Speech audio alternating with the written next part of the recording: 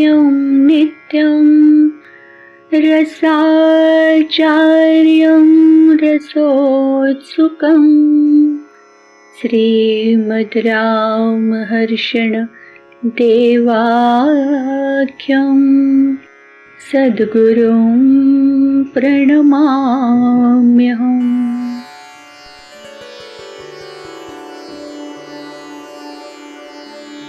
अखण्डमण्डलाकारं व्याप्तं येन चराचरं तत्पदं दर्शितं येन तस्मै श्री गुरवे नमः। गुरुर्ब्रह्मा गुरुर्विष्णु गुरुर्देवो महेश्वरः गुरुर्साक्षात् परब्रह्मा तस्मै श्री गुरवे नमः।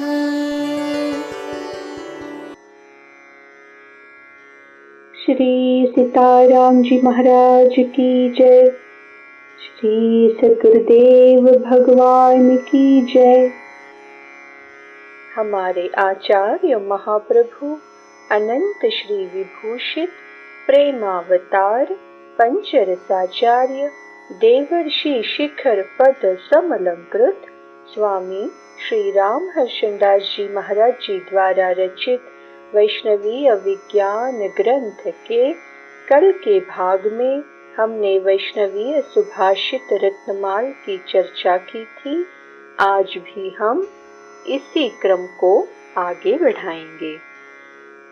पराभक्ति अथवा विरहासक्ति की स्वरूपनिष्ठ प्रभु प्रेमियों की उच्च दशा कहलाती है।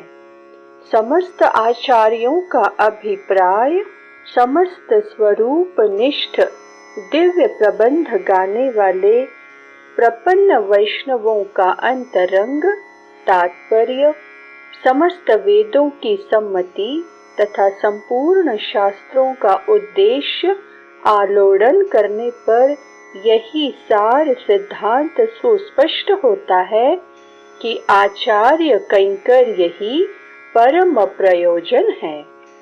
अत्यंत क्षुधातुर होने पर अपने भोजन करने के समान आचार्य कैंकर्य है। माता को भोजन पवाने के सदृश भागवत कैंकर्य है तथा राजा को भोजन कराने के समान भगवत कैंकर्य है। मुमुक्षु को पौरुष संग, काम संग और अर्थ संग त्यागने योग्य है एवं आचार्य विग्रह संग, आचार्य कैंकर्य संग, आचार्य प्रसादित संप्रदाय वार्ता संग उपादेय है। भगवत धामों का सेवन इसलिए अनिवार्य है कि भगवत अनुभव में विच्छेद न हो तथा गुणानुभव कैंकर्य में सहायता मिलती रहे। जिस प्रकार यौवन गर्वित कामुक पुरुष अपनी प्रियतमा को शरीर की मलिनता सहित भोग्य समझकर स्वीकार करता है, उसी प्रकार भगवान चेतनों को परिश्रम कर और याचना कर उनके शरीर सहित परम पद ले जाना चाहते हैं। भगवान के लिए भगवान का आश्रयण करने वाले परमोत्कृष्ट स्थिति में प्राप्त हैं। भगवान ही मेरे सर्वविधि बंधु हैं, ऐसा मानने वाले यहाँ रहते हुए भी वहाँ ही हैं। प्रपत्तिनिष्ठ 3 प्रकार के होते हैं, शब्दनिष्ठ, अर्थनिष्ठ, अभिमाननिष्ठ। बद्ध जीवों के लिए अन्न जल धारक है, दुग्ध घृत पोषक है, चंदन तांबूल पुष्पमालादि भोग्य है। मुमुक्षु को ज्ञान धारक है, आचार्य वैभव पोषक है, भगवत गुणानुसंधान भोग्य है। नित्य मुक्तों को श्री जी सहित भगवत अनुभव धारक है, कैंकर्य पोषक है एवं भगवन मुखोल्लास भोग्य है। संसारी लोग धन लुब्ध होते हैं, श्री वैष्णव ज्ञान लुब्ध होते हैं। नित्य मुक्त कैंकर्य लोभी होते हैं, भगवान दास्य लुब्ध हैं। चेतन को स्वरूप प्राप्ति तभी संभव है जब उसके समर्पण विरोधी साधन विरोधी प्राप्य विरोधी तीनों पापों का क्रमशः शमन हो जाता है। साधक वैष्णव साधन रूप से कैंकर्य करते हैं, एकांतिक कालक्षेप के लिए कैंकर्य करते हैं। परम एकांतिक प्रबल राग होने से कैंकर्य करते हैं। भगवान के प्रति किए हुए अपराध से जन्मांतर में मुक्त हो सकते हैं, किंतु भागवतापराध करने पर जन्मांतर में भी छुटकारा नहीं मिल सकता। यह प्रबल मोक्ष विरोधी है।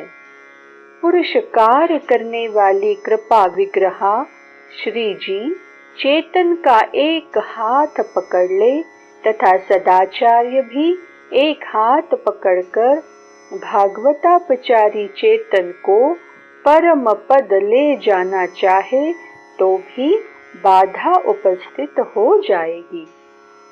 भागवतापचार अनेक प्रकार का होता हुआ 12 प्रकार से मुख्य होता है, जैसे जन्म निरूपण, शरीर निरूपण, पाक निरूपण, आश्रय निरूपण, अवयव निरूपण, आलस्य निरूपण, वास निरूपण, बंधु निरूपण, प्रकाश निरूपण, प्रकार निरूपण, वर्तन निरूपण, दोष निरूपण।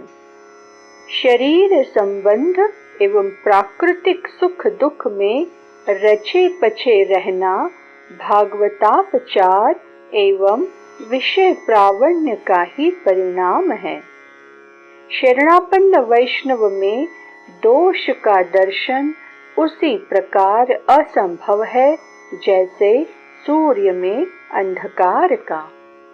कभी किसी वैष्णव में जो दोष दिखाई देता है वह उनका नहीं है, वास्तव में वह दोष भगवद इच्छा से भगवत लीला का सहयोगी बनकर भगवत प्रेरणा से दृष्टिगोचर हो रहा है अथवा जागृतावस्था का स्वप्न है। अस्तु भागवत गण निर्दोषी होते हैं। वैष्णव सिद्धांतानुसार वैष्णव आहार नियम, विहार नियम, अन्न नियम, भोजन नियम, स्नान नियम, स्वरूप नियम, उपाय नियम, उपेय नियम, वास नियम, पाक नियम, आचार नियम, संसर्ग नियम, ये 12 नियमों को स्वभाव में उतार लेते हैं। जिस प्रकार वसुंधरा विदीर्ण हो जाए तो उसका सीना असाध्य है, पर्वत टूट कर गिर पड़े तो पुनः उसको खड़ा करना असाध्य है, समुद्र उमड़ पड़े तो उसको रोकना असाध्य है, उसी प्रकार भागवतापचार बन जाने से उसका परिहार अप्राप्य है। सर्वसमर्थ भगवान भी उसे क्षमा करने में अशक्य हैं। वे कहते हैं कि न क्षमामि कदाचन। चेतन का भागवत शेषत्व स्वरूप है, भागवत प्रसाद उपाय है, भागवत कैंकर्य उपेय है और भागवतापचार विरोधी है। औपाधिक भागवत विषयक राग तथा निरुपाधिक भागवत देश जीव के घोर अपराध हैं। आज की चर्चा को वाणी यही विराम देती है। कल अगले अंश की चर्चा की तरफ बढ़ेंगे। श्री सद्गुरुदेव भगवान की